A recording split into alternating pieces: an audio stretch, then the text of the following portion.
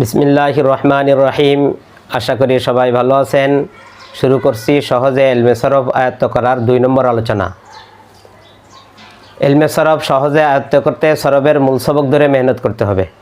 সরফের মূল সবক 3টি: ইশতিকাক, আবওয়াব, আজনাস। 1 নম্বর মূল সবক ইশতিকাক। এই সবকের দুর্বলতার কারণে ছাত্রদের 4টা অসুবিধা হয়। 1 নম্বর সিগা ধরতে পারে না, 2 নম্বর বহস চিনে না, 3 নম্বর এক শব্দ থেকে অধিক শব্দ রূপান্তর করতে পারে না, 4 নম্বর তর্জমা বুঝে না। 1 নম্বর সবকের মূল কাজ 14টা সিগা এবং 67টা বহস মুখস্থ করা এবং 2 নম্বর আরবি ইবারতে চিনা। আমরা এ পর্যায়ে 14টা সিগা কিভাবে মুখস্থ করতে হবে সে সম্পর্কে আলোচনা শুরু করতেছি। 14টা সিগা আমাদের মুখস্থ করার জন্য সর্বপ্রথম 8টা শব্দ মুখস্থ করতে হবে: ওয়াহেদ, তাসনিয়া, জমা, মুজাক্কার, মুয়ান্নাস, গায়েব, হাজের, মুতাকাল্লিম। এই 8টা শব্দ ভালোভাবে মুখস্থ করতে হবে। এই 8টা শব্দ থেকেই 14টা সিগা তৈরি হয়।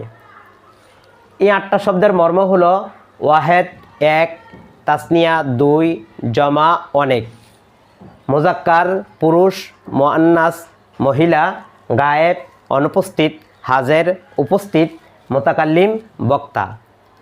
এটাকে বাংলা ব্যাকরণের ভাষায় এভাবে বলে: ওয়াহেদ একবচন, তাসনিয়া দ্বিবচন, জমা বহুবচন, মুজাক্কার পুল্লিঙ্গ, মুয়ান্নাস স্ত্রীলিঙ্গ, গায়েব নাম পুরুষ, হাজের মধ্যম পুরুষ, মুতাকাল্লিম উত্তম পুরুষ।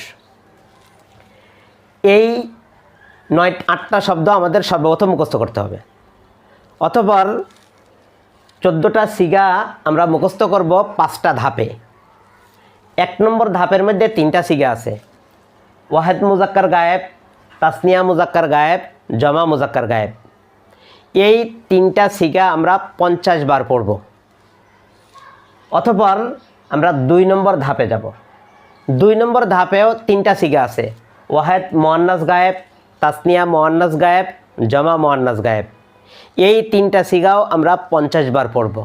অতঃপর এই 6টা সিগা একসাথে 50 বার পড়ব, যাতে অনায়াসে আমরা এই 6টা সিগা বলতে পারি। এরপরে আমরা চলে যাব 3 নম্বর ধাপে। 3 নম্বর ধাপেও 3টা সিগা আছে: ওয়াহেদ মুজাক্কার হাজের, তাসনিয়া মুজাক্কার হাজের, জমা মুজাক্কার হাজের। এই 3টা সিগাও আমরা 50 বার পড়ব। অথবা আমরা যাব 4র্থ ধাপে। 4র্থ ধাপেও 3টা সিগা আছে: ওয়াহেদ মুয়ান্নাস হাজের, তাসনিয়া মুয়ান্নাস হাজের, জমা মুয়ান্নাস হাজের। এই 3টা সিগাও আমরা 50 বার পড়ব। অতঃপর 3 নম্বর এবং 4 নম্বর এই 2টা ধাপের 6টা সিগা আমরা 50 বার পড়ব, যাতে নাকি আমরা অনায়াসে এই 6টা সিগা বলতে পারি।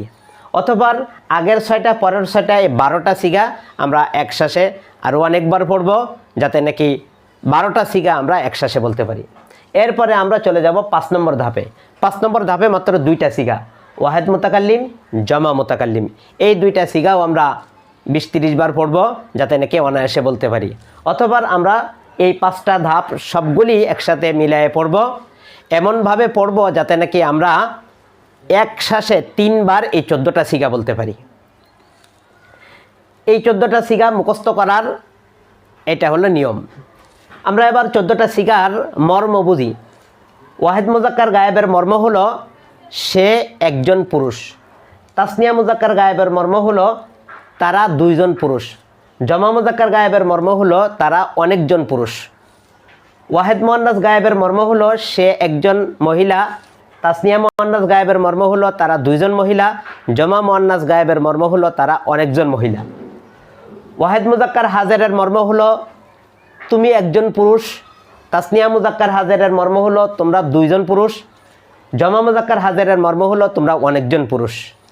ওয়াহেদ মুয়ান্নাস হাজেরের মর্ম হলো তুমি একজন মহিলা। তাসনিয়া মুয়ান্নাস হাজেরের মর্ম হলো তোমরা 2 জন মহিলা। জমা মুয়ান্নাস হাজেরের মর্ম হলো তোমরা অনেকজন মহিলা। ওয়াহেদ মুতাকাল্লিমের মর্ম হলো আমি একজন। জমা মুতাকাল্লিমের মর্ম হলো আমরা অনেকজন। এখানে একটা কথা গুরুত্বপূর্ণভাবে স্মরণ রাখতে হবে: ওয়াহেদ মুতাকাল্লিমের মধ্যে মুজাক্কার এবং মুয়ান্নাস 2টা সিগা আছে। তাহলে ওয়াহেদ মুতাকাল্লিমের অর্থ হলো আমি একজন বক্তা, আমি একজন পুরুষ বক্তা, আমি একজন মহিলা বক্তা।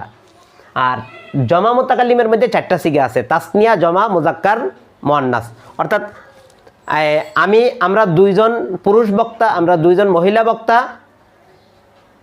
এরকমভাবে আমরা অনেকজন পুরুষ বক্তা, আমরা অনেকজন মহিলা বক্তা। এখানে 4টা সিগা আছে। এই জন্য মূলত সিগা হলো 18টা, গায়েবের 6টা, হাজারের 6টা, মোতাকাল্লিমের 6টা। কিন্তু আরবি ভাষাতে মোতাকাল্লিমের 2টা সিগা ব্যবহার হয়। এই হিসাবে সর্বমোট সিগা হলো 14টা। তাহলে আমাদের 1 নম্বর কাজ হলো এই 14টা সিগার নাম মুখস্থ করা, এমনভাবে মুখস্থ করা যেন নাকি আমরা এক শ্বাসে এই 14টা সিগা বলতে পারি। আমরা চেষ্টা করব যে এক শ্বাসে যেন 3 বার বলতে পারি। আমরা দ্বিতীয় আলোচনায় এই 14টা সিগা আরবি ইবারতে চিনার আলামত সম্পর্কে আলোচনা করব ইনশাআল্লাহ।